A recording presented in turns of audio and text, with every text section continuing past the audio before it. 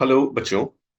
अ, आज इस लेक्चर के माध्यम से what we are going to do is हम अभी तक जो हमने फिजिक्स में पढ़ रखा है, जो चीजें हमारे स्कूल एग्जाम्स में आ रही है, हाफ ईयरली एग्जाम्स में, उसको बहुत ही वेल स्ट्रक्चर्ड तरीके से हम रिवाइज करेंगे। आई कैन अंडरस्टैंड आपके school exams are just round the corner, आने ही वाले हैं। और हर स्कूल एग्जाम में लगभग जो सिलेबस है वो ऑलमोस्ट सेम है। यूनिट्स एंड डायमेंशन से स्टार्ट होके कोलिजन तक, work energy power and collision तक चीजें आ रही हैं। देर आर फ्यू स्कूल्स जहां पर रोटेशन भी आ रहा है, ग्रेविटेशन भी आ रहा है, but there is a constraint. इतना ज्यादा चीजें अगर आ रही है तो वो एक लेक्चर में कवर अप नहीं हो पाएंगी। तो what we are going to do is हम इस लेक्चर से एक सिंगल लेक्चर बना रहे हैं, जिसमें हम सबसे पहले इन सभी चैप्टर्स के इंपॉर्टेंट डेरिवेशंस जो स्कूल एग्जाम्स में पूछे जाते हैं most of the times, conceptual questions, और जो इंपॉर्टेंट न्यूमेरिकल्स हैं, जिस टाइप के न्यूमेरिकल्स आते हैं, वो हम डिस्कस करेंगे। जो मेरा तरीका होगा ये सारी चीजें कवर करने का, what I have done is I have taken lots of half yearly exam school papers जो पिछले साल आए थे या उससे पिछले साल आए थे, कुछ केवीज के काफी रिसोर्सेज अवेलेबल है, वहां से पेपर्स डाउनलोड किए। तो जो मोस्ट इंपॉर्टेंट या मोस्ट कॉमनली आस्क्ड क्वेश्चंस है, वी विल डिस्कस देम। जो मोस्ट कॉमनली आस्क्ड डेरिवेशंस है, वी विल डिस्कस देम। और इस तरीके से through this single video will try to cover up जितना भी पॉसिबल हो, and I hope it helps. So हमारा जो पूरा सिलेबस रहेगा इस पूरे लेक्चर के लिए, that is from units and dimension till collisions.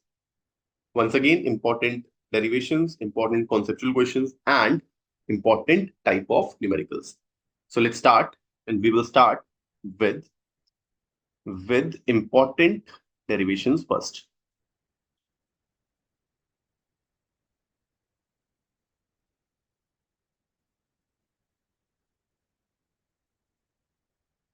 School exam में बच्चों जनरली 2 to 3 या कई बार ऑलमोस्ट 4 डेरिवेशंस, और उस पे बेस्ड एक बहुत ही प्लग एंड प्ले वाले न्यूमेरिकल्स आपको पूछे जाते हैं। जो इंपॉर्टेंट डेरिवेशंस हैं कौन कौन सी हैं, पहले मैं वो आपको लिस्ट बता दूं। आपको हो सकता है ये डेरिवेशंस पहले से बहुत अच्छे से आती हो सकता है नहीं आती हो। Will try to cover them up. सबसे पहले जो डेरिवेशंस आपसे पूछी जाती है, नंबर वन, आपसे जो मोस्ट इंपॉर्टेंट डेरिवेशन पूछी जा रही है यूजिंग कैलकुलस।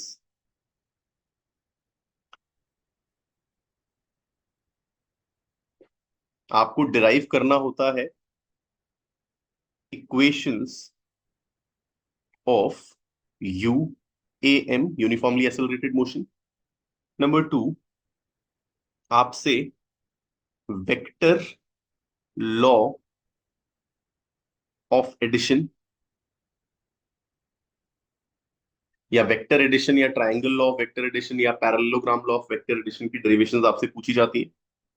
थर्ड, आपसे projectile, specially one of these two cases which are oblique projection and horizontal projection.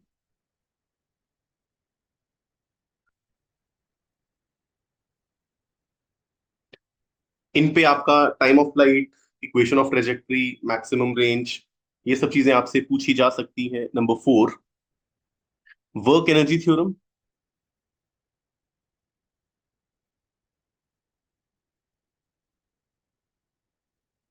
Number five, perfectly elastic collision.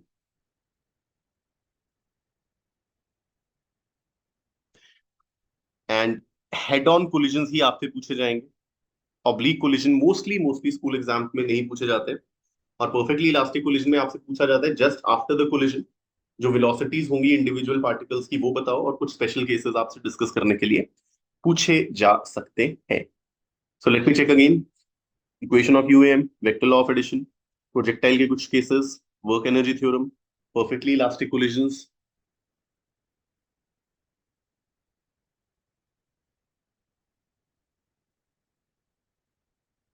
या कुछ और चीजें भी हैं जो आपसे मोस्ट ऑफ द टाइम पूछा जाता है। आपके पास single fixed pulley, single fixed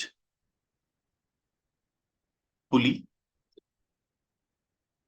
में टेंशन एंड एक्सेलरेशन के एक्सप्रेशंस डिराइव करने को बोले जाते हैं. Extremely simple, will look into it. And after this आपसे एंगल ऑफ रिपोज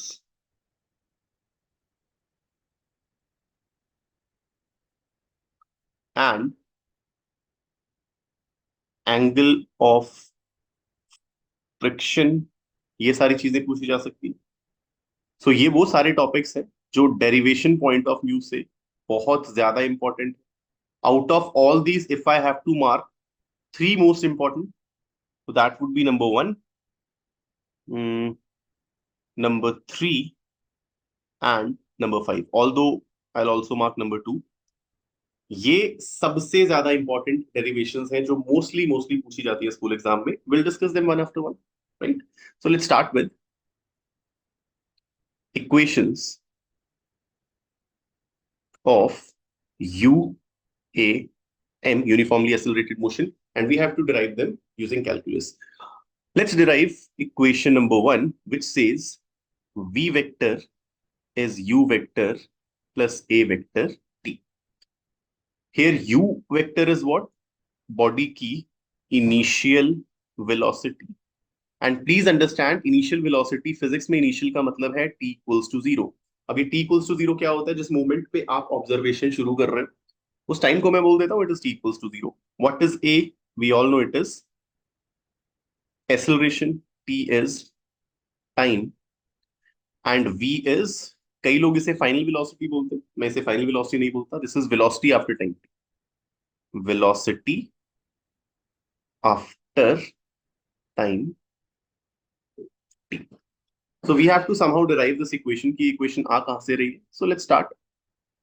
हाँ जी, एक चीज जो हमें बहुत बेसिक चीज कैलकुलस में पढ़ाई जाती है कि अगर आपको एक्सेलरेशन निकालनी है, acceleration is nothing, it is differentiation of velocity with respect to time. Acceleration is what? It is rate of change in velocity. Velocity किस रेट से, किस दर से बदल रही है उसको मैं एक्सेलरेशन बोल सकता हूँ. That means I can write dv is equal to a dt, right? And we will integrate them simply. अब यहां पर जब मैं बोल रहा हूं टाइम की वैल्यू 0 है, उस समय जो वेलोसिटी थी दैट मींस इनिशियल वेलोसिटी, और कुछ समय बाद जब टाइम की वैल्यू t हो चुकी है उस समय की वेलोसिटी को मैं v बोल रहा हूं. नाउ dv के integration is v, limits are u से v. a बाहर आएगा because this motion is uniformly accelerated, a is constant, dt के integration would be t and the limit is 0 से t. And if you put the limit, final upper minus lower is equal to a t minus 0. तो v vector minus u vector is equal to a vector t, which you can write as v vector is u vector plus a vector t.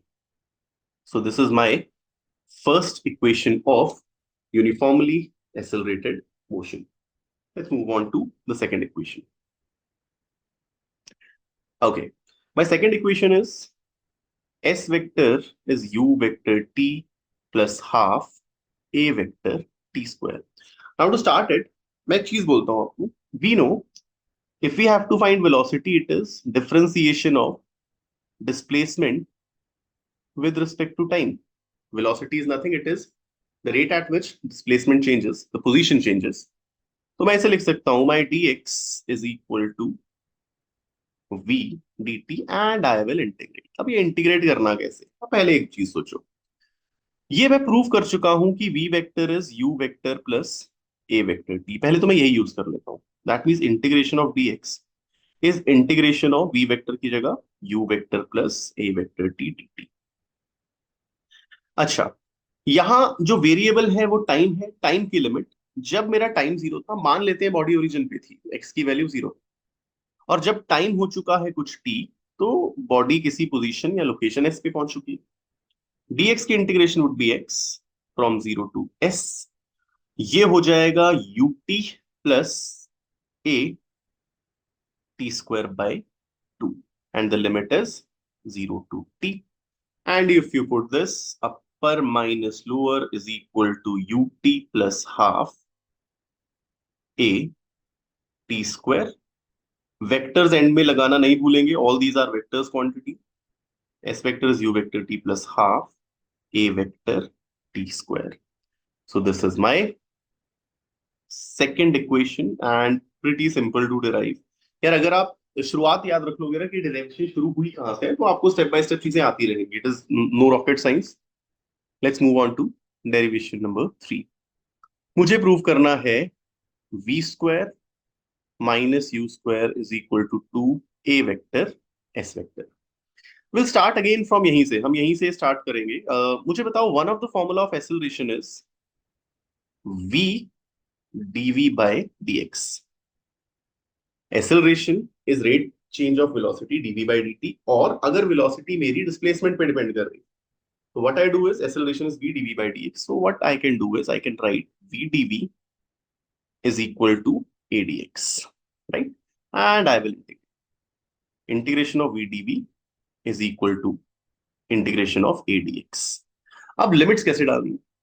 जब मेरी displacement let's say zero है, यानी position origin है, origin पे body पड़ी है, उस समय पे इनिशियल वेलोसिटी u थी, और जब कुछ डिस्प्लेसमेंट s हो चुकी है, उस समय बॉडी ने v वेलोसिटी गेन कर। So this is v square by 2 from u to v। a बाहर आएगा because it is uniformly accelerated motion. Integration of dx is x from 0 to s। So this is v square by 2 minus u square by 2 is equal to a s minus 0, and if you rearrange it is v square minus u square is equal to 2a vector s vector। तो and में ये vector जरूर लगा देना यार, although इसके बिना भी मार्क्स मिल जाते हैं, but it is not technically correct. आपको ये मेंशन करना चाहिए कि all these are vector quantities. तो this is my third equation of UAM। So हमने पहली इक्वेशन डिराइव की, सेकंड इक्वेशन डिराइव की, and we have finally done with third equation. So we are done with this thing. Perfect. Let's move on to second. Let's do the second important equation derivation, जो आपको बोल क्या रहा है, what you need to prove here is, मुझे बोल रहा है अगर आपको बोला जाए there are two vectors, let's say this is a vector and let's say this is b vector and they are inclined at angle theta, तो मुझे प्रूव करना है इनका जो रिजल्टेंट का मैग्नीट्यूड है वो होगा पहले वेक्टर के मैग्नीट्यूड का स्क्वायर दूसरे वेक्टर के मैग्नीट्यूड का स्क्वायर प्लस 2 टाइम्स पहले वेक्टर का मैग्नीट्यूड दूसरे वेक्टर का मैग्नीट्यूड, दोनों के बीच के एंगल का cos. And I have to prove it कि जो ये रिजल्टेंट आएगा वो किस डायरेक्शन में होगा, उसके लिए मुझे फाई निकालना है, किस एंगल पे ये ओवरऑल रिजल्टेंट जा रहा है phi, and I have to prove it, it is tan inverse of a sin theta over b plus a cos of theta. दो वेक्टर जब एक ही बॉडी पे साइमल्टेनियसली लेट्स से एक्ट कर रहे हैं, तो जो उनका ओवरऑल इफेक्ट होता है वो बीच में कहीं होगा, यानी इनका ओवरऑल इफेक्ट ऐसे करके बीच में कहीं होगा। उस ओवरऑल इफेक्ट को ही हम रिजल्टेंट बोल रहे हैं। डेरिवेशन इज प्रिटी सिंपल अगर आपको वेक्टर की बेसिक नॉलेज है। So let's start with it, right? Okay,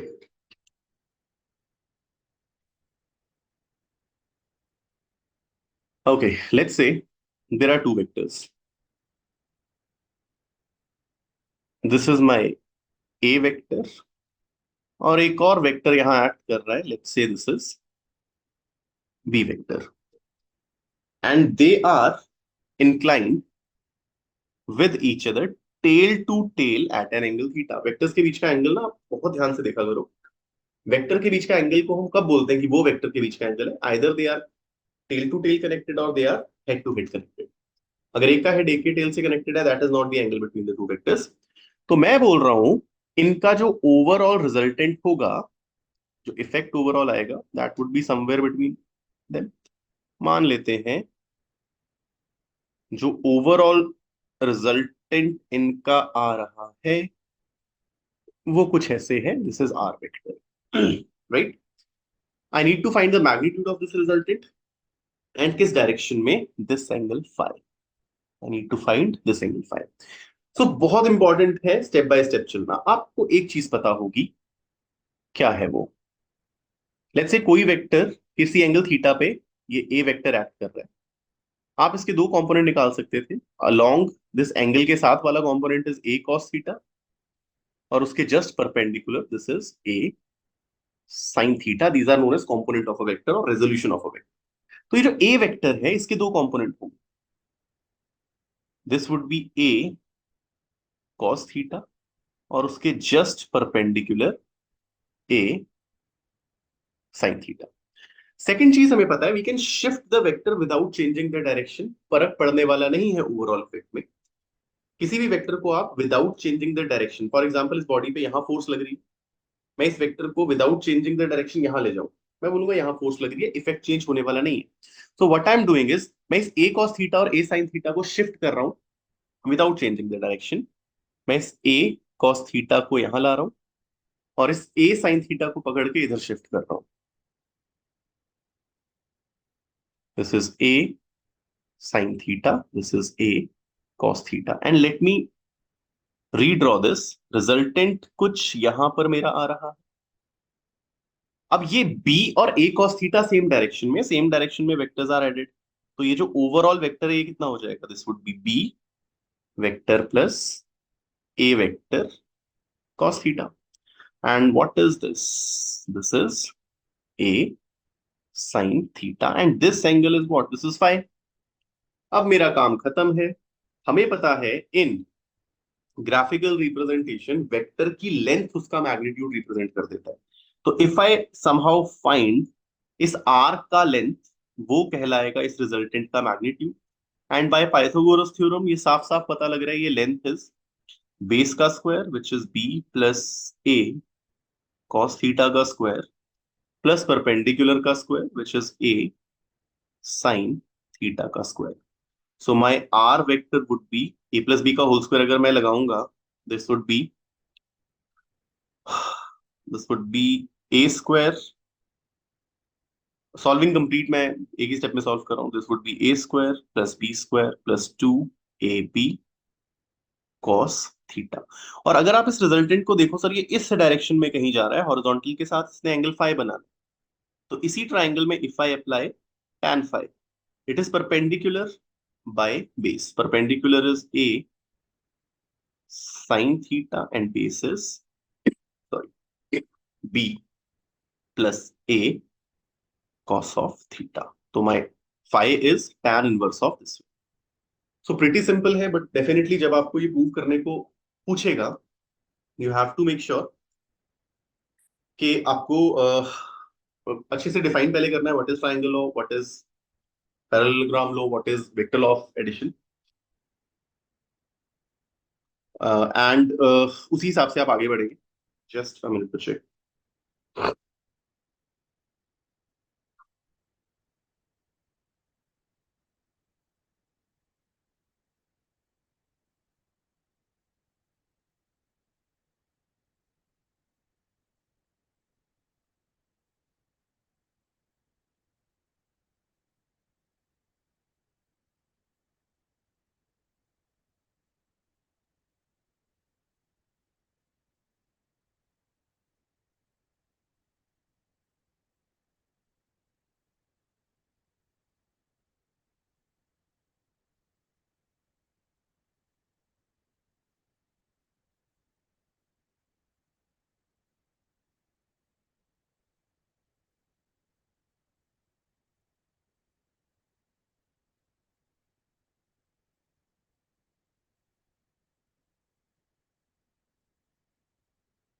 perfect, let's move on to next. अभी तक हम दो इंपॉर्टेंट डेरिवेशन कर चुके हैं, और मैं चल भी उसी तरीके से रहा हूं, जो ज्यादा इंपॉर्टेंट है वो पहले, एंड सो ऑन।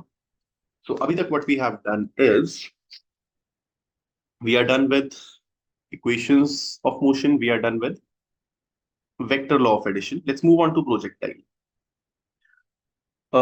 अगेन जो सबसे ज्यादा कॉमनली यूज इसमें ऑब्लिक प्रोजेक्शन ही है, यानी आप किसी एंगल थीटा पे बॉडी को प्रोजेक्ट कर रहे हो और मोस्टली ग्राउंड से कर रहे हो।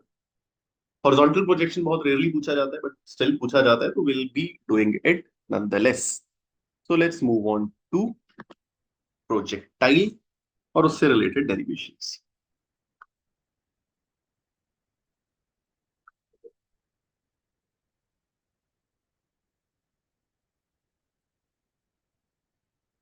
और जो सबसे पहले हम बात कर रहे हैं दैट इज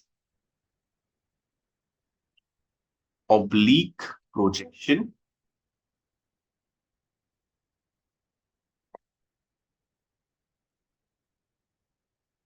या फिर कई बार इसे ground to ground, ground to ground projection भी कहा जाता है. Sometimes it is also known as ground to ground projection. Okay, what I'm going to do is, just a minute.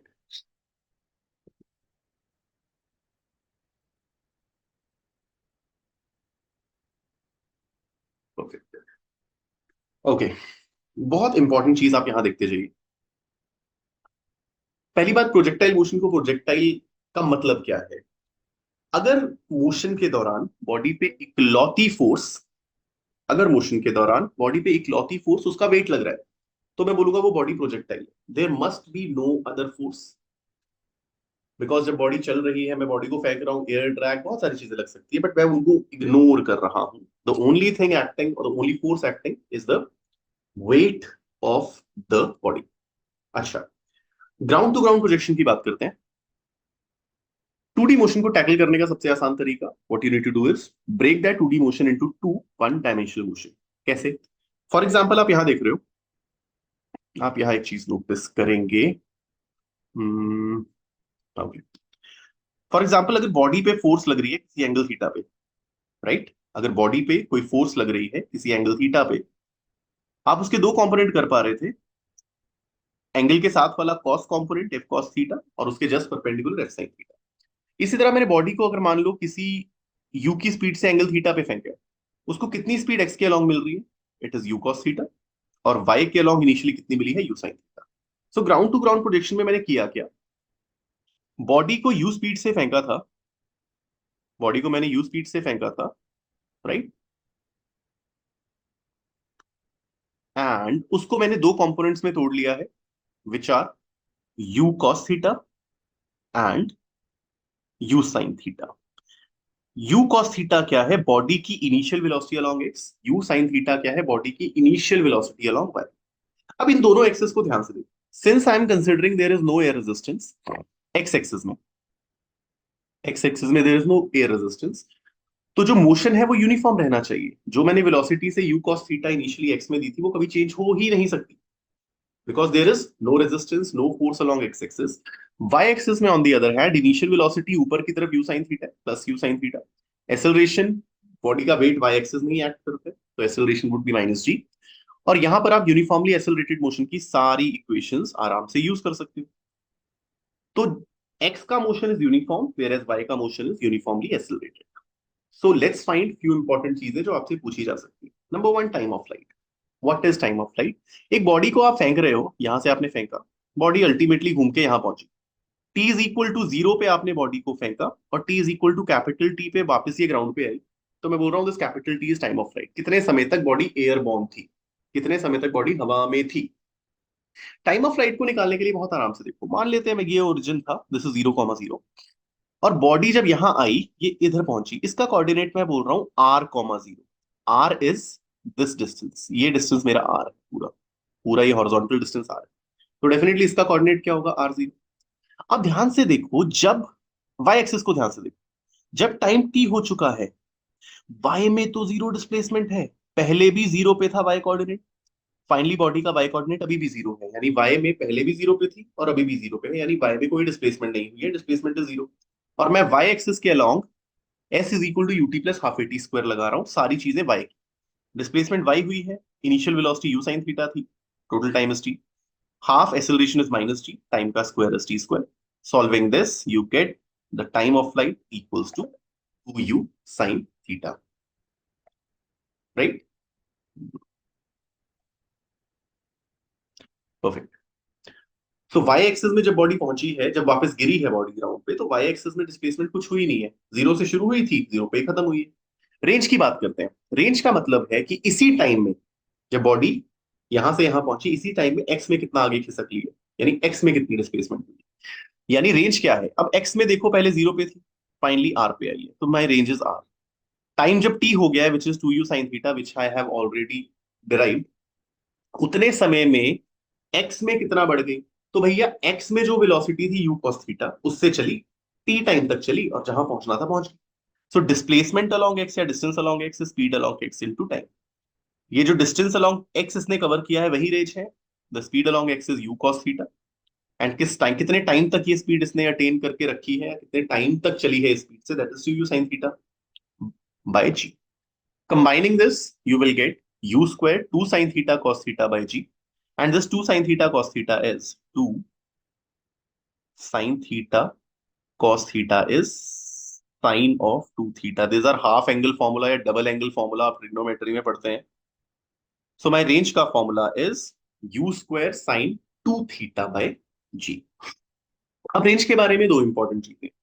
When would be your range maximum? मान लो दो बंदे इस body को ground पे खड़े होके फेंकने की कोशिश कर रहे हैं eight angle theta, right.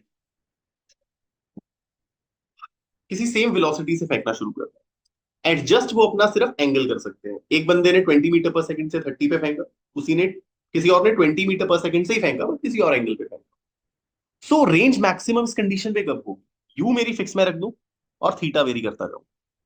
You मेरा फिक्स है, जी फिक्स ही है, सिर्फ एंगल आप चेंज कर सकते हैं। यानी रेंज मैक्सिमम होगी जब sine two theta maximum. Sine maximum 1 होता है कौन से एंगल पे, 90 पे, यानी ये जो एंगल 2 थीटा है that would be 90 and my theta is 45। यानी for for the range to be maximum, for the range to be maximum आपको 45 डिग्री पे फेंकना है। याद रखने वाली चीज, सिर्फ ग्राउंड टू ग्राउंड प्रोजेक्शन पे है। अगर आप किसी हाइट से फेंक रहे हो then this result is not valid. Ground to ground projection में range is maximum when you throw the projectile at 45 degree, right. Again second important चीज, दो एंगल के लिए रेंज सेम होती है and those angles are complementary. अगर मैं theta पे फेंकूं या फिर 90 माइनस थीटा पे फेंकूं, फॉर एग्जांपल 30 डिग्री पे फेंकू या 60 डिग्री पे फेंकू, 20 डिग्री पे फेंकू या 70 पे फेंकू, 10 पे फेंकू या 80 पे फेंकू, रेंज सेम होने वाली है। And it is an important question जो कई बार आपसे पूछा होता है कि प्रूव करो, prove there are two angles for which the range is same, the range is same.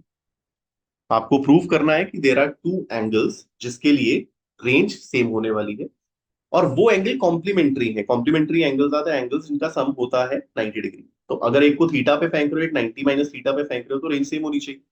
तो आप देखो, इस केस में मैं u से थीटा पे फेंक रहा हूं, तो range is u square sine two theta by g. u से ही इस केस में 90 माइनस थीटा पे फेंक रहा हूं, तो थीटा की जगह I am putting 90 minus theta, तो u square sine two 90 minus theta by g. 2 से मल्टीप्लाई होके this is 180 and this is 2 theta, and we know sine 180 minus theta is sine theta, तो this is u square sine 2 theta by g. तो ये R1 और R2 exactly बराबर आ रहे हैं, right. तो कई बार आपको 2 और 3 मार्क्स में ये चीज पूछी जा सकती है कि प्रूव कीजिए कि रेंज मैक्सिमम कौन से एंगल पे होगी और रेंज सेम कौन से दो एंगल्स पे होगी, राइट। परफेक्ट। नेक्स्ट चीज, एच वैक्स की बात करते हैं। We had done with time of flight, we are done with range, let's talk about maximum height. अब मैक्सिमम हाइट कैसे निकाली जाए। जब आप एक प्रोजेक्टाइल को फेंक रहे हो, आप इसके वेलोसिटी प्रोफाइल को देखना। इस तरफ initial velocity you cos theta थी, ये कभी चेंज नहीं हो सकती। किसी भी टाइम पे ये यू कॉस थीटा ही रहेगी, हमेशा यू कॉस थीटा बनी रहेगी, हमेशा यू कॉस थीटा बनी रहेगी। लेकिन वाई में जो वेलोसिटी है, वेट नीचे की तरफ है, यानी डीएसएल रेट हो रही है। ये वेलोसिटी जो इनिशियली यू साइन थीटा थी, ये कम होते होते होते होते होते टॉप मोस्ट पोजीशन पे वाई एक्सिस के अलोंग वेलोसिटी जीरो हो जाती है, राइट। इसी चीज का मैं फायदा उठाता हूं। अच्छा, यहाँ कोऑर्डिनेट अगर 0,0 है, what would this coordinate be, this is r/2 comma h max, this height is my h max. तो this coordinate would be range का आधा comma h max. X coordinate is r/2, y coordinate is h max. यानी y में पहले 0 पे थी और y में अब एच मैक्स पे हो गई है, यानी डिस्प्लेसमेंट कितनी हुई है, H max. Initial velocity y में u cos थीटा थी, सॉरी u sin थीटा थी, और फाइनली जब टॉप पे पहुंची है तो y में वेलोसिटी 0 हो चुकी है। So what I do is, y axis में मैं लगा रहा हूँ v square minus u square is equal to 2as। Top पे पहुंच के y की वेलोसिटी 0 हो चुकी है, minus initial u sin theta थी, 2 एक्सेलरेशन y के अलोंग माइनस g है एज आई हैव डिस्कस्ड, और डिस्प्लेसमेंट कितनी हो चुकी है, s max. And if you solve this your h max will come out to be u square sin square theta बटे 2g। Again एक बहुत इंपॉर्टेंट रिजल्ट जो आपसे पूछा जाता है कई बार और पूछा जा सकता है स्कूल एग्जाम में, कि अगर आप प्रोजेक्टाइल को थीटा पे फेंको, 90 माइनस थीटा पे फेंको, रेंज तो सेम है लेकिन हाइट्स अलग अलग होगी, तो वो सेम रेंज और ये हाइट जो अलग अलग है उनका रिलेशन क्या है, that relation is finally it will come out to be this, my range is 4 times under root of h1 into h2। आई कैसे, आपने दोनों केसेस में, एक केस में थीटा पे फेंका है, एक में 90 माइनस थीटा पे फेंका है, आपको पता है रेंज तो सेम ही होने वाली है, which is u square sine 2 theta by g, which we have already discussed. लेकिन दोनों केसेस में हाइट्स अलग अलग होंगी, देखो रेंज सेम है, हाइट अलग अलग है। तो पहले केस की हाइट मैंने निकाल ली, it would be this u square sine square theta by 2g। दूसरे केस में इट इज यू स्क्वायर, किस एंगल पे फेंके, 90 माइनस थीटा, तो sine square 90 minus theta by 2g। तो पहले केस में it is u square sine square theta by 2g, दूसरे में it is u square cos square theta by 2g, sine 90 minus theta is cos theta. तो यहां से आपने first से u साइन थीटा की वैल्यू निकाल ली, u square sine square theta is h1 into 2g, तो u साइन थीटा कितना आया, जस्ट अ मिनट, मेरा u sine theta comes out to be under root 2g h1, और similarly second equation से u cos theta comes out to be this. अब range का formula मुझे पता है, दोनों की सेम होने वाली है, u square sine 2 theta by जी, मैंने साइन 2 थीटा को फिर से 2 साइन थीटा cos थीटा लिखा और इस प्रकार से अरेंज कर लिया, 2 u sine theta u cos theta by g, doesn't make difference, अभी भी यही, दोनों की वैल्यू प्लग इन की, आपको ये रिलेशन मिल गया। आपको ये 2 से 3 मार्क्स में पूछा जा सकता है। Perfect, okay. अब इक्वेशन ऑफ ट्रेजेक्टरी से पहले आपको 2-3 चीजें और पता होनी चाहिए। क्या, किसी भी मोमेंट पे पार्टिकल जहां पहुंचा है उसके कोऑर्डिनेट्स क्या है। देखो, मान लेते हैं पार्टिकल किसी भी टाइम टी पे यहां पहुंचा है और यहां के कोऑर्डिनेट एक्स कॉमा वाई है, यानी आगे कितना बढ़ चुका है एक्स और ऊपर कितना उठ चुका है वाई। अब कितना आगे बढ़ चुका है वो एक्स एक्सिस की बात है, कि टी टाइम में कितना आगे बढ़ा, एक्स एक्सिस के अलोंग सिर्फ मैं एक चीज लगा सकता हूँ, distance is equal to speed into time, uniform motion चल रहा है। तो एक्स डिस्टेंस कवर किया है यू कॉस थीटा से in time T, so x यानी कितना आगे बढ़ चुका है you cos theta, so my ex coordinate is u cos theta into T. और वाई में कितना आगे बढ़ चुका है या कितना डिस्प्लेस हुआ है वो तो मुझे यूज करना पड़ेगा, s is equal to u t plus half a T square. तो टी टाइम में जो वाई में डिस्प्लेसमेंट हुई है it is ut plus half at square, initial velocity along y is u sin theta into t minus half gt square। तो किसी भी समय बाद, किसी भी रैंडम समय बाद कोई आपसे पूछे भैया बॉडी का कोऑर्डिनेट क्या है या पोजीशन क्या है, it is this, the x coordinate is u cos theta and y coordinate is u sin theta t minus half gt square। और अगर आपको ये चीज पता लग गई, equation of trajectory is very simple. What is equation of trajectory, y और x में रिलेशन, तो मुझे पता लग गया है कि x coordinate is u cos theta, y coordinate is u sin theta minus half gt square.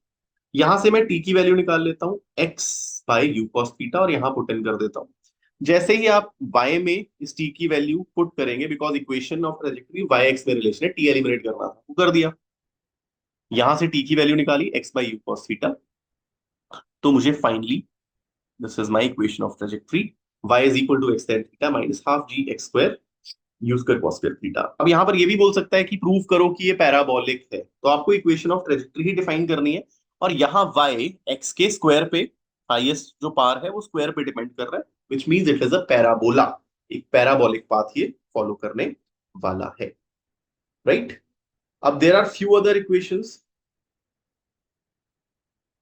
which are velocity after any time and angle of projectile at any time with horizontal, वो school exam point of view से आपको करने की जरूरत नहीं है। School exams के हिसाब से time of flight, range, H max equation of trajectory position at any time, आप इतना भी करोगे तो आपका काम हो जाएगा। परफेक्ट। अभी जो हॉरिजॉन्टल प्रोजेक्शन है, it is not usually asked, most of the time आपसे ऑब्लीक प्रोजेक्शन ही पूछा जाता है, because horizontal projection is way easy, बहुत आसान होता है इन comparison with oblique. So what we are doing is we will leave it for now and we will move to my fourth derivation, which is work energy theorem. Very straightforward, very simple. Let's do this work energy theorem.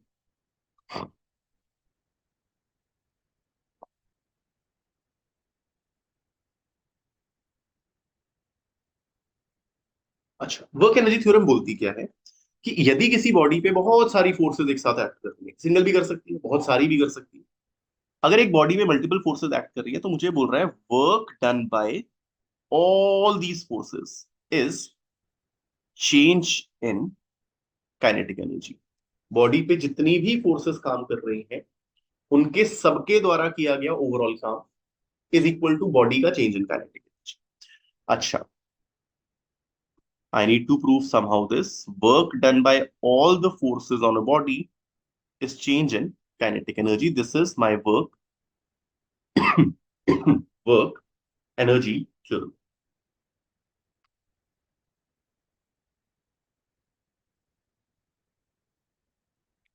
Sorry. Okay, how do we start?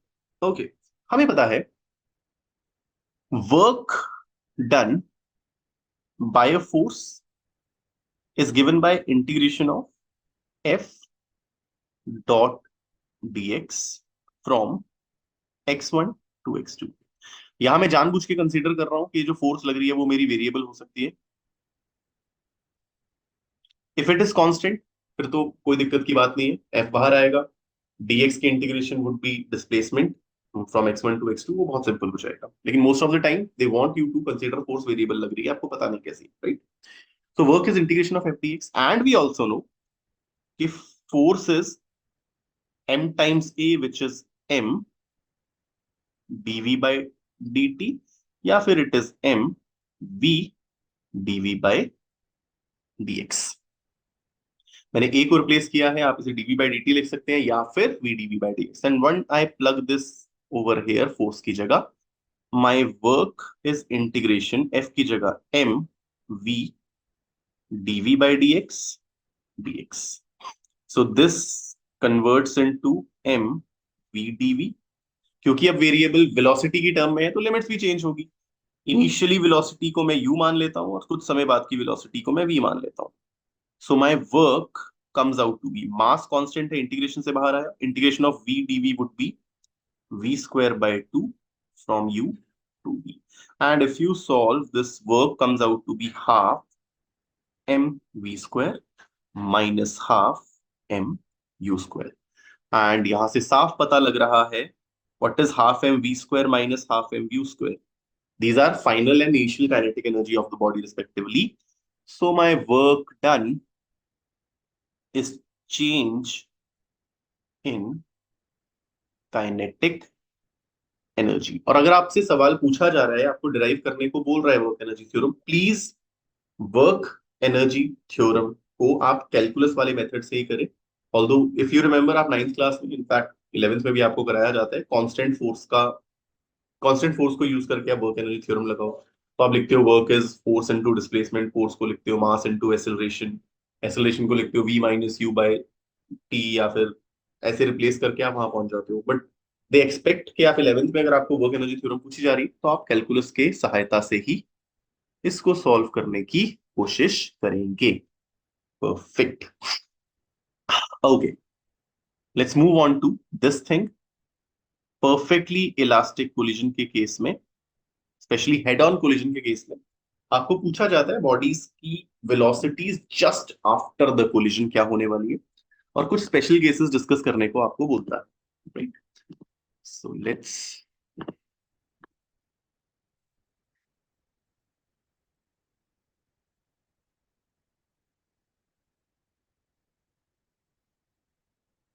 just let me see if I have this written somewhere before. If not, then definitely we'll do it.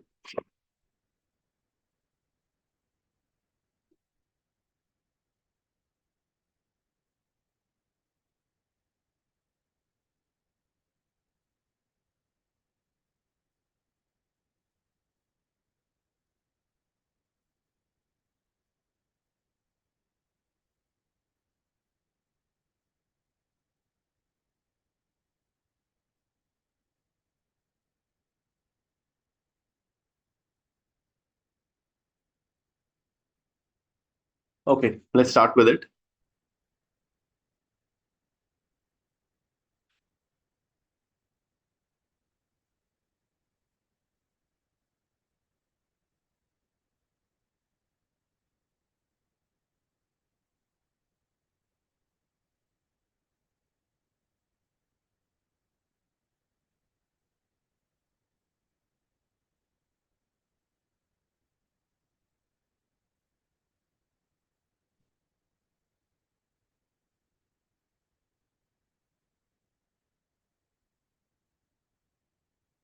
Perfect. Let's start with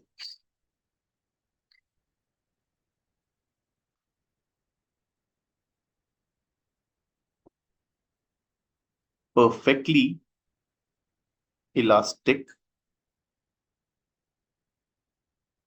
collisions.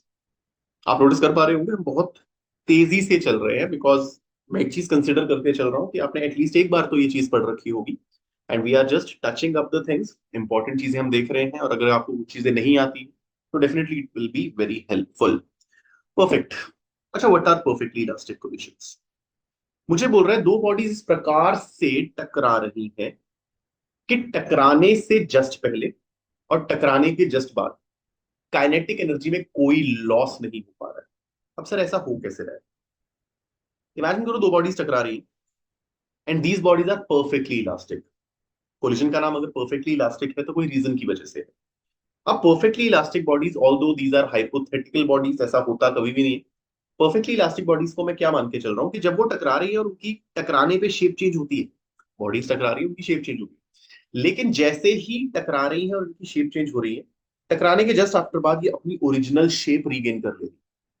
तो जो भी kinetic energy का loss loss in terms, जब ये टकराई कुछ kinetic energy थी, टकराने पे शेप चेंज हुई तो कुछ kinetic energy elastic potential energy में कन्वर्ट हुई, लेकिन बॉडी ने फिर से अपनी शेप रीगेन कर ली तो वो सारी पोटेंशियल एनर्जी फिर से काइनेटिक एनर्जी में कन्वर्ट हो चुकी। यानी जो काइनेटिक एनर्जी है बिफोर कोलिजन और आफ्टर कोलिजन सेम रह रही है, not during the collision. This is the very important point. Collision के दौरान काइनेटिक एनर्जी कुछ पोटेंशियल एनर्जी में कन्वर्ट हो रही है, इलास्टिक पोटेंशियल एनर्जी में कन्वर्ट हो रही है, बिकॉज शेप चेंज हो रही है। लेकिन जैसे ही वापस खुल जा रही है ये बॉडीज, वापस से सेम शेप आ रही है, एंड सारी की सारी पोटेंशियल एनर्जी जो बनी थी वो काइनेटिक में फिर से कन्वर्ट हो रही है। तो अगर मैं दो सिनेरियोज बनाऊं, जस्ट मैं दो सिनेरियोज बना रहा हूं, just before collision and just after collision, just before collision and just after collision. Let's say मेरे पास ये बॉडी थी ऑफ मास m1, ये बॉडी थी ऑफ मास m2, ये इनिशियली चल रही थी u1 से और ये चल रही थी u2 से। This is the scenario just before the collision. और टकराने के जस्ट पश्चात जो पहली बॉडी m1 है वो किसी वेलोसिटी v1 से चल रही है, और जो बॉडी m2 है वो किसी वेलोसिटी v2 से चल रही है। अब कोई भी कोलिजन हो रहा है, एक चीज बहुत कंफर्म्ड है, जब ये टकराती है तो इकलौती फोर्स इनके बीच में नॉर्मल रिएक्शन है, यानी there is no external force during the collision. और अगर कोई एक्सटर्नल फोर्स नहीं है ड्यूरिंग द कोलिजन, सिर्फ इंटरनल फोर्स है, देन मोमेंटम चेंज नहीं हो सकता। यानी सबसे पहली चीज जो मैं यूज कर रहा हूं that is conservation of momentum.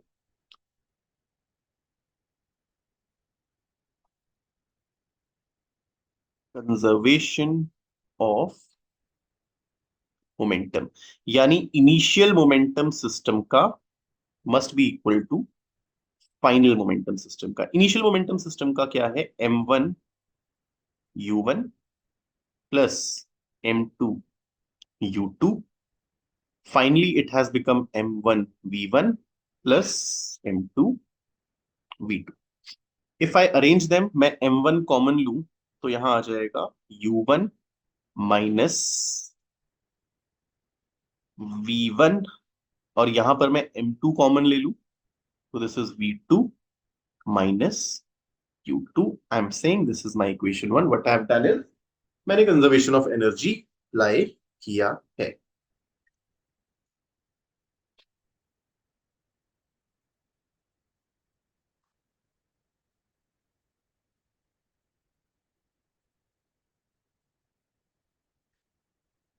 Right, perfect. दूसरी चीज हमने अभी डिस्कस की, kinetic energy before and after collision बदलाव आने वाला नहीं है. So what I am doing is I am applying conservation of kinetic energy, यानी initial kinetic energy of the system और final kinetic energy of the system will be same. My initial kinetic energy is half m u1 square plus half m u2 square. Finally, it has become half m v1 square plus half m v2 square. Right? Half m तो मरेगा. Right? This is m1, this is m2, this is m1, this is m2. Half cancels out. Again अगर मैं m1 common लेना चाहूं तो this is u1 square minus v1 square. यहां पर m2 common लेंगे तो this is v2 square minus v1 square. अच्छा, let this be equation 2. And if I divide equation 2 divided by 1, अब ध्यान से देखो इक्वेशन 2 में u1 square minus v1 square है. What I can do is u1 square minus v1 square, a square minus b square का formula लगाऊंगा, a minus b a plus b, और जब डिवाइड करूंगा तो मुझे सिंपली क्या मिलेगा, दिस m1 कटेगा यहां से. I will get by dividing 2 and 1 u1 plus v1 is equal to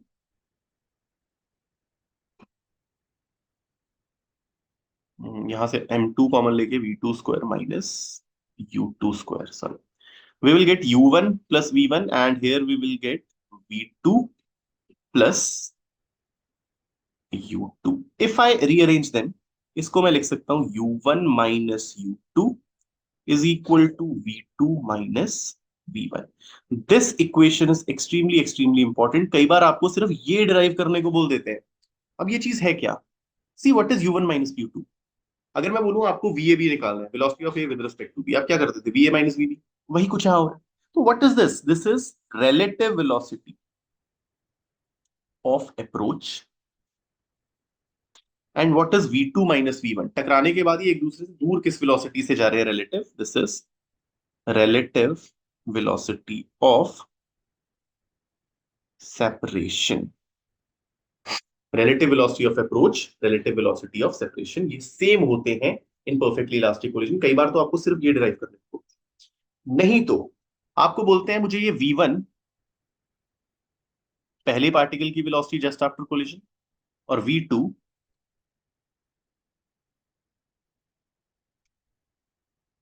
दूसरे पार्टिकल की वेलोसिटी जस्ट आफ्टर कोलिजन निकालने को आपको बोलता है. बहुत सिंपल है, आप इस इक्वेशन पे ध्यान दो. Let this be equation 3. यहां से अगर मैं v2 को लिख लूं u1 minus u2 plus v1. Right? अगर मैं यहां पर इसे लिख लूं और मैं सबको पुट कर दूं, इस v2 को मैं रिप्लेस कर दूं इस इक्वेशन में, तो सारी चीजें आपकी v1 की टर्म्स में कन्वर्ट हो जाएगी. And you will get your v1 as what? This would be m1 minus m2 over m1 plus m2 into u1 plus 2 m2 u2 over m1 plus m2.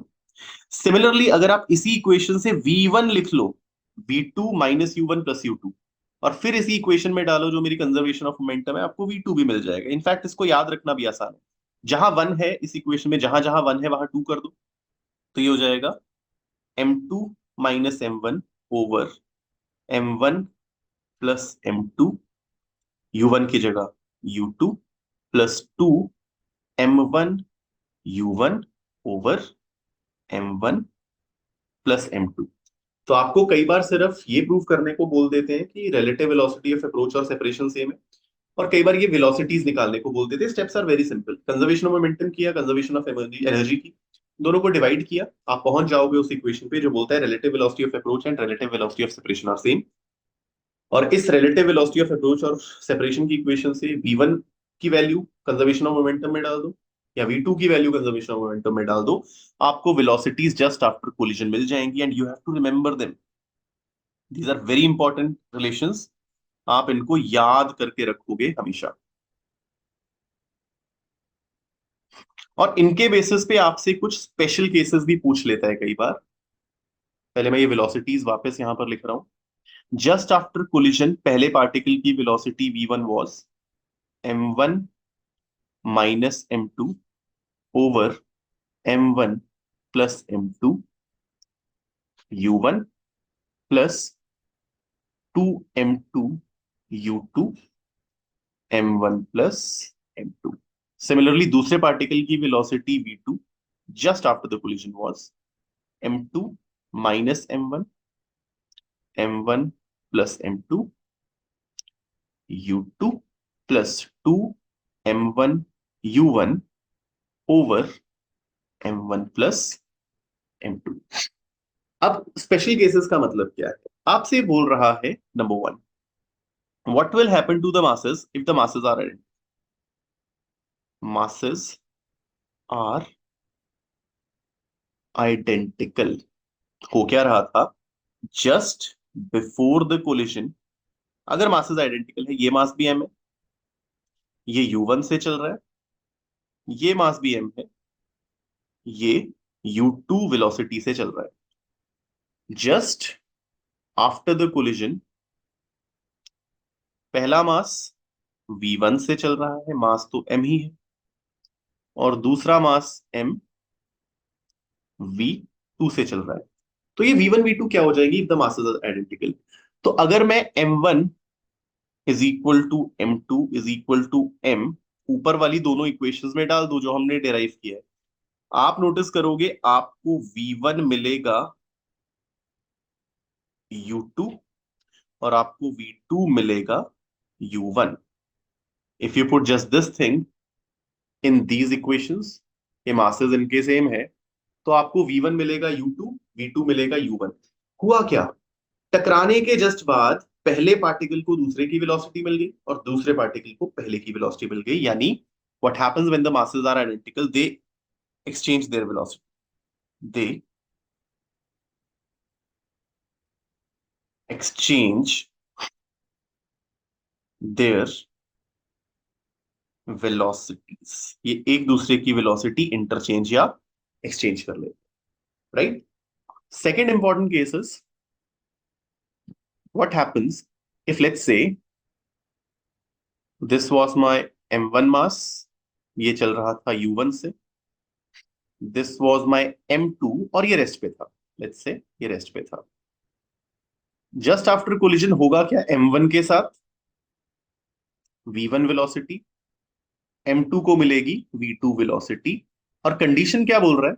This m1 is much much much less larger than m2, यानी जो बास चल के आ रहा है वो बहुत भारी है और जिससे टकरा रहा है वो बहुत हल्का है। अगर आप यही कंडीशंस इन इक्वेशन में डालो, बहुत बेसिक सा मैथ्स आप यूज करो, यही कंडीशन की m1 is much much much greater than m2, what will you get? मेरी जो v1 है वो u1 ही आएगी। यानी जो भारी पार्टिकल है उसकी वेलोसिटी में कोई फर्क नहीं पड़ा, वो टकराने से पहले अगर u1 से चल रहा था, टकराने के बाद भी u1 से चलता रहेगा। लेकिन v2 हल्के बॉडी की के साथ क्या होगा? This will become 2 times u1। यानी भारी बॉडी को कोई फर्क नहीं पड़ा, जिस वेलोसिटी से आ रहा था टकराने के बाद भी उसी वेलोसिटी से जा रहा है, और हल्की बॉडी जो रेस्ट पे थी वो भारी बॉडी की वेलोसिटी के डबल वेलोसिटी से भागना शुरू कर देती है। You can simply put this condition m1 is much greater than m2 in these two equations, आपको ये चीज मिल जाएगी। थर्ड, अगर इसी केस में मैं बोलता कि again let's say m1 u1 से आ रहा था, m2 रेस्ट पे था, एंड टकराने के बाद m1 v1 से चला, m2 v2 वेलोसिटी से चला। अब कंडीशन में क्या बोल रहा हूं, m2 is much much much greater than m1, यानी एक भारी बॉडी रेस्ट पे है, बहुत भारी बॉडी कंपैरिजन में बहुत रेस्ट पे है, और एक हल्की सी बॉडी उसे टक्कर मारने है। सो इस केस में अगर आप यही कंडीशन इन दोनों इक्वेशंस में डालोगे जो हमने डिराइव किया v1 v2 की, v1 will come out to be, v1 क्या है, हल्की बॉडी के साथ क्या होगा, इट इज माइनस u1। इसका मतलब क्या है, u1 से आ रही थी माइनस u1 से जा रही है, यानी अपना रीबाउंड हो जाएगी, हल्की बॉडी भारी बॉडी से टकरा के रिबाउंड होगी। और अगर आप V2 निकालोगे, यानी भारी बॉडी जो रेस्ट पे थी उसके साथ क्या है, ये भी ऑलमोस्ट जीरो आएगा, यानी उसको कोई फर्क कभी भी नहीं पड़ा। यानी दोनों केसेस में भारी बॉडी को कोई फर्क नहीं पड़ा। पिछली केस में भारी बॉडी आ रही थी, जिस वेलोसिटी से आ रही थी टकराने के बाद उसी वेलोसिटी से जा रही थी। इस केस में भारी बॉडी रेस्ट पे थी, हल्की बॉडी उससे टकराई, लेकिन वो अभी भी रेस्ट पे ही रही। तो these are the three cases जो आपको कई बार डिस्कस करने को बोल दिया जाता है। Perfect. So till now, let's see what all we have derived. Okay, we are done with first 5 चीजें। कैलकुलस से हमने इक्वेशंस निकाल ली हैं। वेक्टर ऑफ एडिशन हमने कर लिया है, प्रोजेक्टाइल हमने डिस्कस कर लिया है, work energy theorem perfectly last को हेड ऑन के लिए।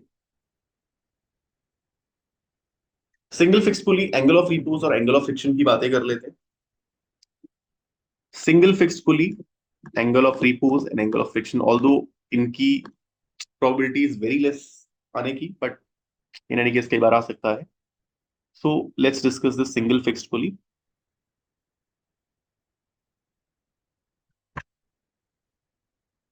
सिंगल फिक्स्ड पुली कुछ भी नहीं, मेरे पास एक आइडियल पुली है। आइडियल पुली का मतलब क्या है, it is massless and frictionless. उस पे मैंने एक आइडियल स्प्रिंग स्ट्रिंग सॉरी लपेटी है। यहां पर एक मास m1 टांग दिया है, लेट्स से यहां पर एक मास m2 टांग दिया है। स्ट्रिंग मासलेस है, आइडियल स्ट्रिंग है। मुझे बोलना है कि भैया क्या एक्सेलरेशन होगी इन मासेस की, और जो स्ट्रिंग में है वो टेंशन क्या। सो एक बार एफबीडीज इसकी बनाने की कोशिश करते हैं। इसका वेट m2g एक्ट करेगा खुद पे नीचे की तरफ, पॉइंट ऑफ कांटेक्ट से रस्सी के अंदर टेंशन लग रही है t। इसका वेट एक्ट कर रहा है m1g, और इसको पॉइंट ऑफ कांटेक्ट से रस्सी के अंदर लग रही है टेंशन t। सिंस द रस्सी सेम सेम खिंचाव है, tension would be same. Let's say ये मास नीचे जा रहा है विद एक्सेलरेशन ए, तो ये मास ऊपर जाएगा विद एक्सेलरेशन ए। एक साथ जुड़े हैं, कंस्ट्रेंट है, इनको सेम एक्सेलरेशन से चलना पड़ेगा। All we need to do is apply equation कि net force is mass into acceleration. इसको नेट फोर्स नीचे लग रही है, and that net force is m2g minus t is इसका mass m2, acceleration is a। This is my equation 1। ये हमने किसके लिए इक्वेशन लगाई, m2 के लिए। m1 को नेट फोर्स ऊपर लग रही है, t minus m1g, mass is m1 and acceleration is a। If you add these equations तो आपका टेंशन एलिमिनेट हो जाएगा, 1 + 2 कर दोगे। So my acceleration would come out to be m2g minus m1g over m1 plus m2। This is the acceleration of both masses. और अगर आप दोनों को डिवाइड कर दोगे तो आपकी एक्सेलरेशन एलिमिनेट होगी, आपको टेंशन मिल जाएगी। इफ यू डिवाइड 1 एंड 2 को आप डिवाइड करोगे तो आपको क्या मिलेगा, this would be m2g minus t over t minus m1g। इस तरफ a एलिमिनेट होगा, this would be m2 by m1, right. तो if you solve this you will get m1 m2g minus tm1, और यहां पर आपको मिलेगा tm2 minus m1 m2g। सो t अगर आप कॉमन लोगे, so it will become 2m1 m2g over m1 plus m2। this would be the tension in the string अगर ये कनेक्टेड है दो ब्लॉक से which are passing over a single fixed pulley। very simple, बहुत आसान। Let's move on to last important derivation, which is not that important, but फिर भी कई बार 2-3 मार्क्स में आपसे पूछी जा सकती है। which is angle of repose and angle of friction. What is angle of repose? आप किसी बॉडी को एक इंक्लाइन प्लेन पे रख, एक प्लेन पे रख रहे हो, आपने इस बॉडी को रखा और इसका एंगल बढ़ाते हुए बढ़ाते हुए बढ़ाते हुए बढ़ाते हुए एक एंगल ऐसा आएगा जब इसका मोशन ऑलमोस्ट शुरू होने वाला होगा। This body kept on this plane is on the verge of motion. उस समय पे जो इस इंक्लाइन प्लेन ने हॉरिजॉन्टल के साथ एंगल बनाया है, that angle is known as angle of repose. यानी लेट्स से कि ये वो एंगल है इंक्लाइंड प्लेन का, जस्ट सेकेंड, लेट्स से ये वो एंगल है, मैं इसको फाइ बोल देता हूं, जिस मोमेंट पे ये जो बॉडी यहां रखी थी it is on the verge of motion. अब आपको अगर फ्रिक्शन आपने ढंग से समझी है, तो जब body is on the verge of the motion तो उस पर उसकी मैक्सिमम फ्रिक्शन लग रही होती है, which is limiting friction. When the body is on the verge of motion तो जो फ्रिक्शन उस पर एक्ट कर रही होती है, it is the maximum friction which can act on it, and that maximum friction is what? It is the limiting value of the friction, which is mu times, या mu L times बोल लो या mu S times बोल लो, normal reaction. Right? अच्छा, इस पे एक normal reaction लग रहा होगा which would be equal to, इसके वेट का कंपोनेंट इस तरफ सब पता है, mg cos थीटा, और इस तरफ जो वेट का कंपोनेंट है this is mg sin theta. तो अगर ये on the verge of motion है, अगर मैं इसे थोड़ा भी एंगल बढ़ा दूं फिर तो चल पड़ेगा। यानी इस मोमेंट पे mg sin theta is equal to mu l, and normal reaction is what? mg cos of theta, right? If you solve this mg cancels out. My tan theta is mu l, my theta is tan inverse of mu l, let this be theta ही। तो ये वो angle है जिस moment पे इस inclined plane पे ये body on the verge of motion आ रही है, and this angle is known as angle of repose. Important point to remember is इस मोमेंट पे जो फ्रिक्शन बॉडी पे एक्ट कर रही होगी वो मैक्सिमम होगी, and that would B limiting friction, because body is on the verge of motion. When body is on the verge of motion, उस मोमेंट पे सबसे ज्यादा फ्रिक्शन लग रही होती है, स्टैटिक फ्रिक्शन की मैक्सिमम वैल्यू लग रही होती है, which is limiting friction. Okay, इसी तरीके से what is angle of friction? मुझे बोल रहा है एक बॉडी को आपने ऐसे रखा हुआ है कहीं पर, इट्स ग्राउंड पे रखा हुआ है, this is my body, this is my body. इसको अभी तक कौन सी फोर्सेस लग रही हैं? एक तो इसका वेट लग रहा है, राइट? अच्छा, और फ्रिक्शन लग रही होगी, मैं इसे कोई एक्सटर्नल फोर्स भी लगा रहा हूं तो कोई फ्रिक्शन भी लग रही होगी। इसको एक नॉर्मल रिएक्शन लग रहा हूं। मैंने यहां पर वेट और एक्सटर्नल फोर्स जानबूझ के नहीं दिखाई है, क्यों? डेरिवेशन या डेफिनेशन क्या है एंगल ऑफ फ्रिक्शन की? कि जब body on the verge of motion हो, उस मोमेंट पे नॉर्मल रिएक्शन ऑफ फ्रिक्शन के नॉर्मल रिएक्शन ऑफ फ्रिक्शन के रिजल्टेंट ने, केवल इन दोनों फोर्सेस के रिजल्टेंट ने नॉर्मल रिएक्शन के साथ क्या एंगल बनाया है, that is my angle of friction. जिस मोमेंट पे body on the verge of motion हो, तब जो फ्रिक्शन लग रही है और जो नॉर्मल रिएक्शन है उसके रिजल्टेंट ने नॉर्मल रिएक्शन के साथ एंगल क्या बनाया है। अब अगर body on the verge of motion है तो भैया it is mu L N, इसको लग रहा होगा, right? Because it is on the verge of motion. मैं इस म्यू एल एन वेक्टर को शिफ्ट कर लेता हूं विदाउट चेंजिंग द डायरेक्शन। मैं यहां दिखा सकता हूं this is mu L N, और अगर मैं यहां पर tan थीटा लगाऊं perpendicular by base, which is mu l n, and it is n, so my tan of theta is mu l, and my angle of friction theta is tan inverse mu l। अगर आप ध्यान से notice करो, angle of repose और angle of friction mathematically same value ले रहे हैं, दोनों का मतलब अलग अलग है। एक का मतलब है इंक्लाइन प्लेन का क्या एंगल हो जिस मोमेंट पे इस पे रखी body on the verge of motion, और एक का मतलब है जब ये बॉडी इस पे रखी है और it is in the verge of motion, तो फ्रिक्शन और नॉर्मल रिएक्शन के बीच में जो रिजल्टेंट है उसने नॉर्मल रिएक्शन के साथ क्या एंगल बनाया, that is angle of friction. But हाँ, दे आर मैथमेटिकली सेम। कई बार ये प्रूव करने को आ जाता है, prove that they are mathematically same, angle of friction, angle of repose are mathematically same. Perfect. तो we are done with all the important derivations.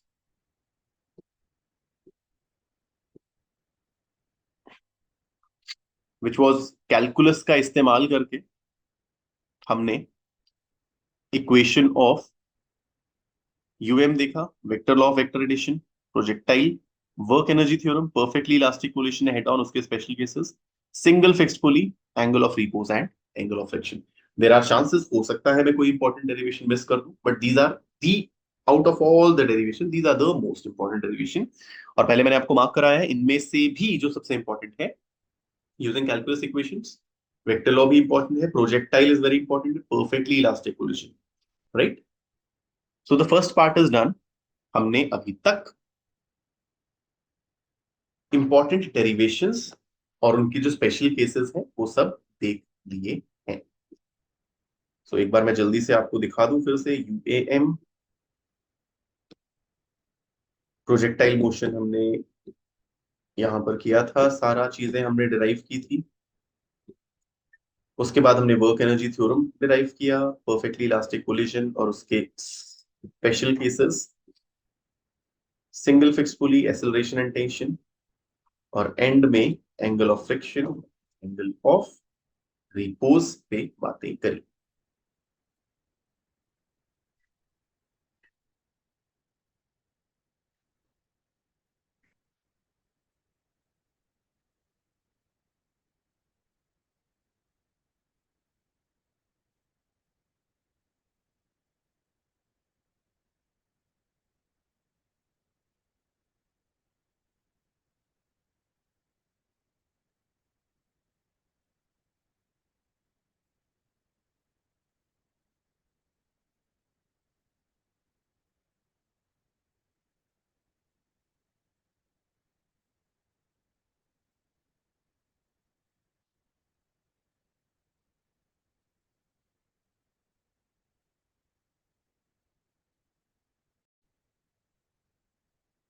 Okay, now in this lecture अब हम करने क्या वाले, will be discussing few questions. Some of the question चाहे numerical type के हों या फिर कॉन्सेप्चुअल, जो पिछले कुछ एग्जाम्स में नॉर्मली स्कूल में पूछे गए।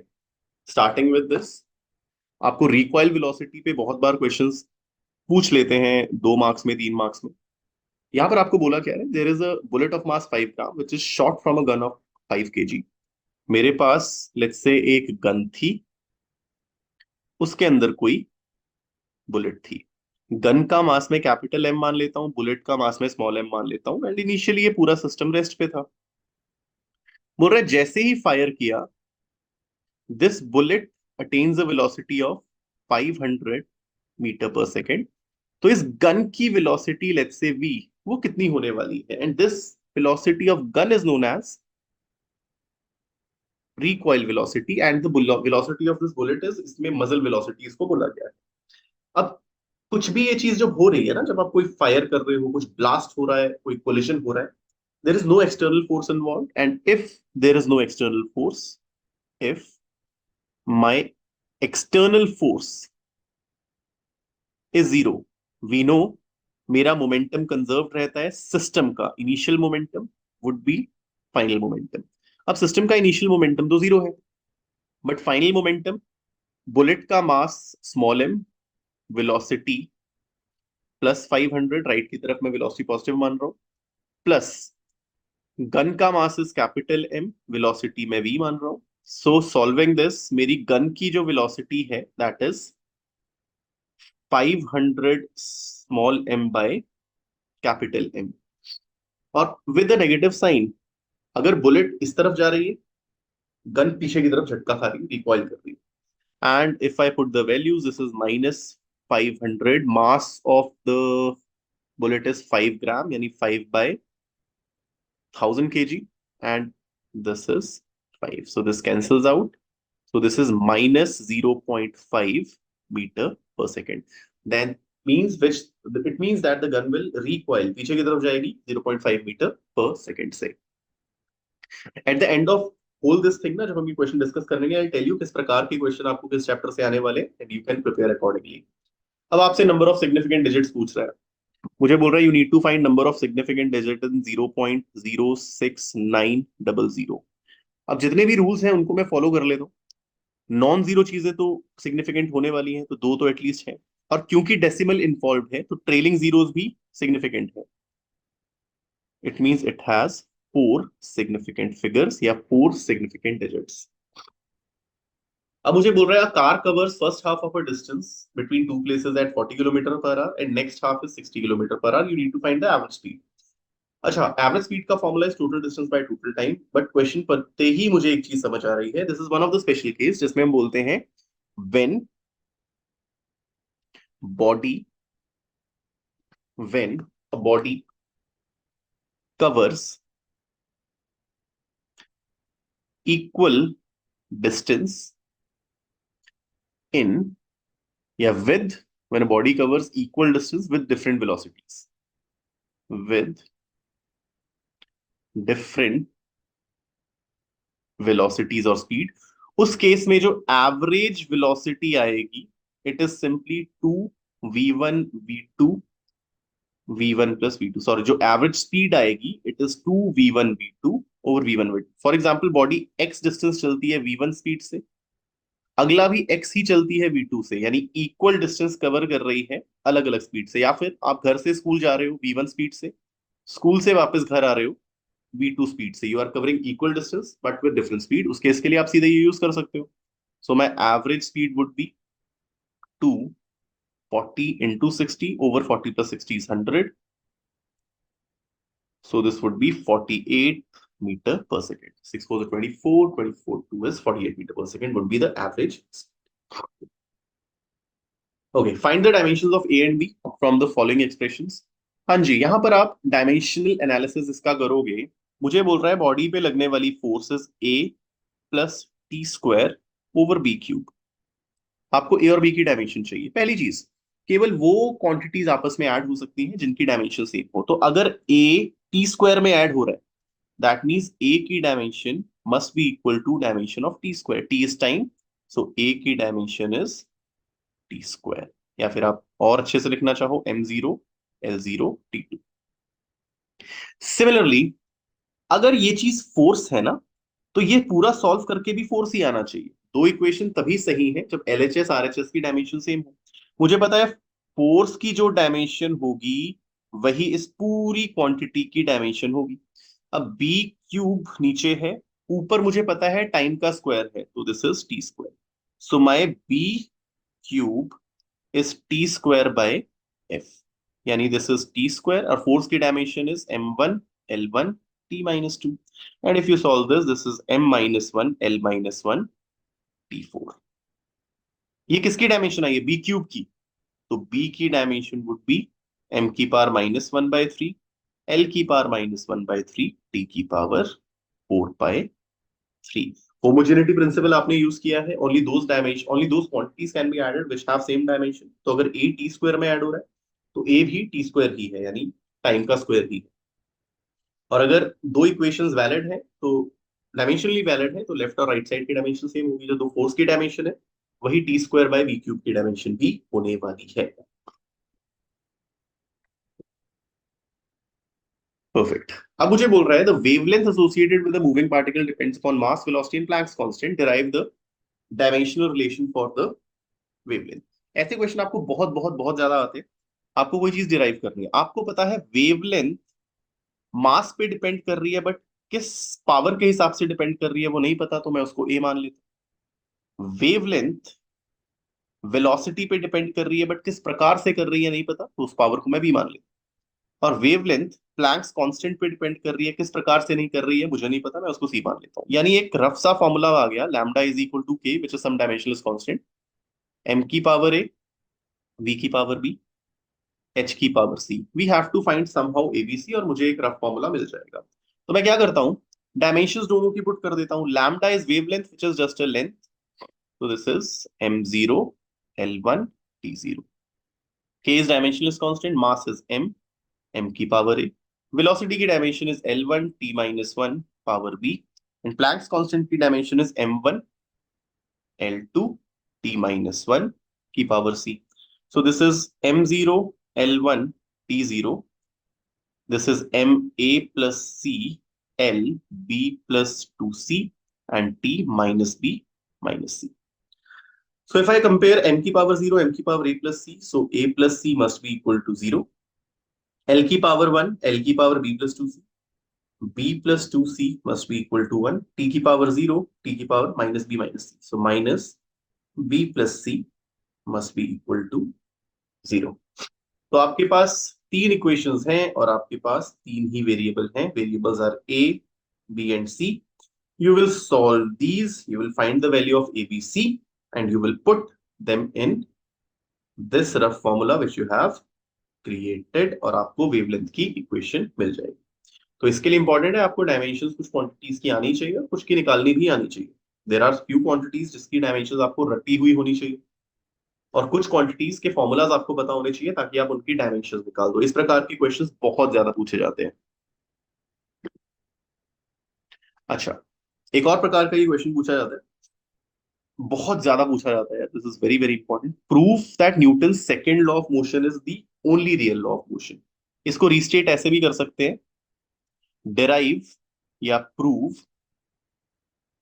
Newton's first and third law from Newton's second law.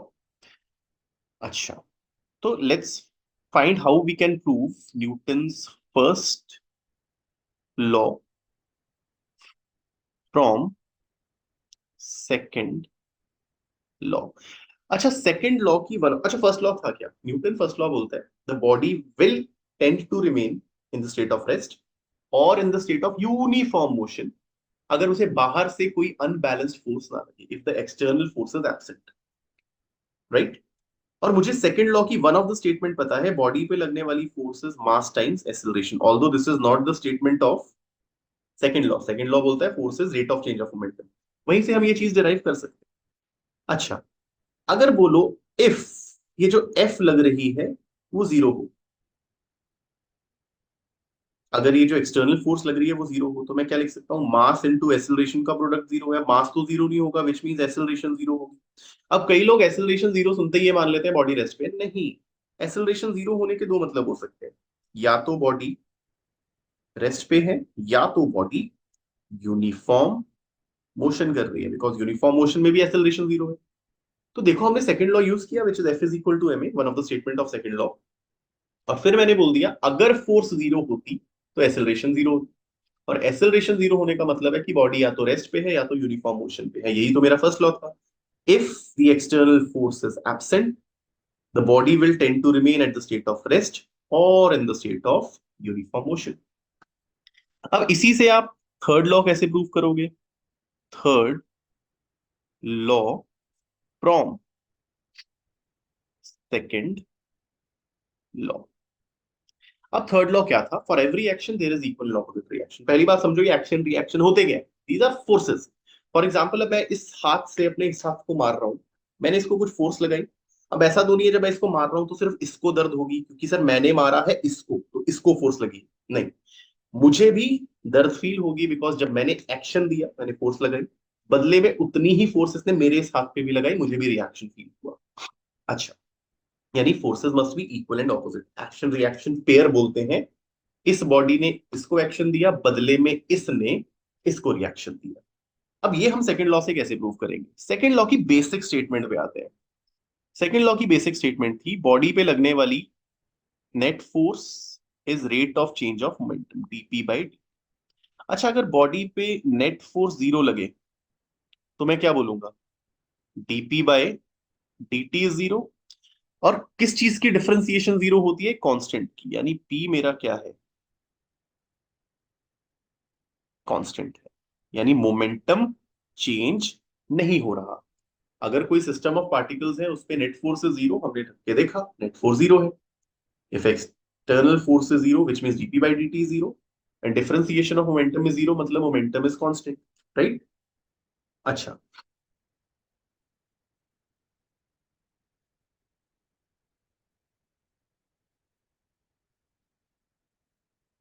अब इसको हम प्रूव कैसे करेंगे कि मेरा जो सेकंड लॉ है वो रियल लॉ है? यानी सेकंड लॉ से थर्ड लॉ पे आएंगे कैसे? आप इमेजिन करो, आप इमेजिन करो दो बॉडीज हैं, दो बॉडीज हैं Let's say it has mass m1 and it has mass m2. I have two bodies जिनके masses are m1.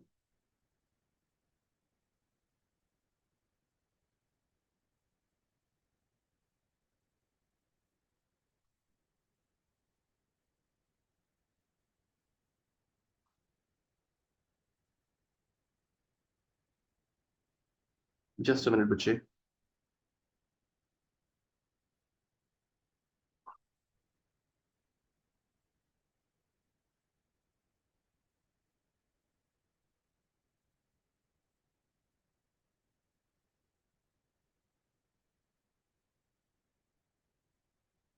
Okay, let's say मेरे पास दो बॉडीज हैं m1 m2. ये एक दूसरे के कांटेक्ट में आ रही हैं. लेट्स से जब ये एक दूसरे के कांटेक्ट में आएंगी, मुझे सोचो जब ये एक दूसरे से टकरा रही हैं, इकलौती फोर्स ये कौन सी लगा रही है?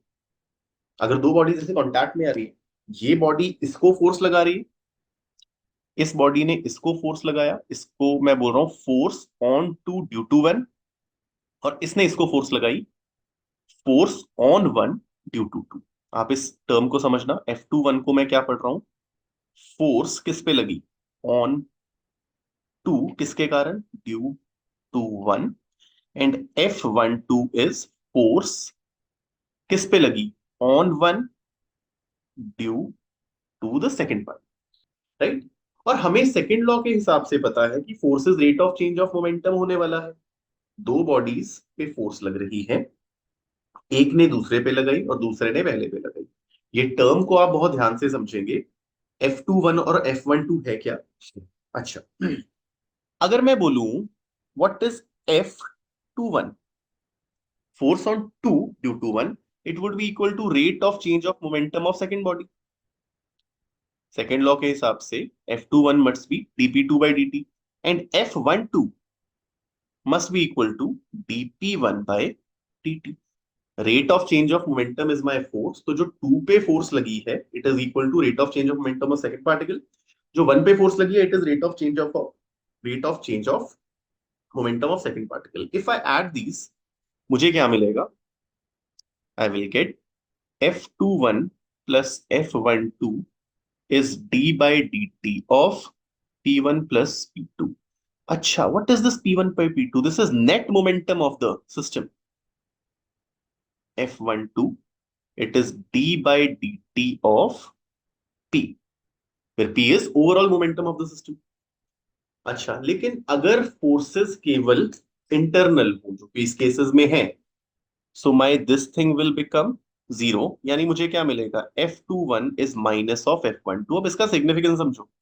यानी एक ने जो दूसरे पे फोर्स लगाई और दूसरे ने जो पहले पे फोर्स लगाई वो इक्वल तो है, बट नेगेटिव साइन इंडिकेट्स वो ऑपोजिट डायरेक्शन में लग रहा है. This is my third law कि द फोर्सेस एक्शन एंड